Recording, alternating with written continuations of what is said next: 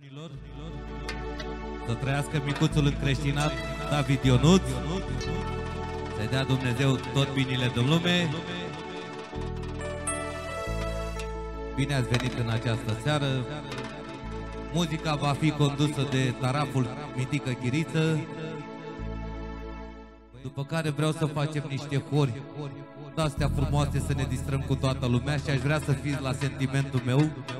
Vreau să fac și niște videoclipuri ca să le pun pe YouTube, de-aia avem aici cu frații noștri cameramanii și Dani al nostru și trebuie ca să umplem memoria la carte, că de-aia am venit aici, de-aia sunt plătiți, este Ionuții.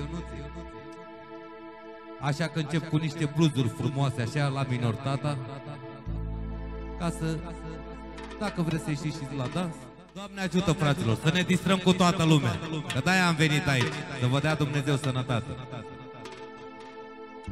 Vrei să zici ceva și tu? Ți-e o cuvântare?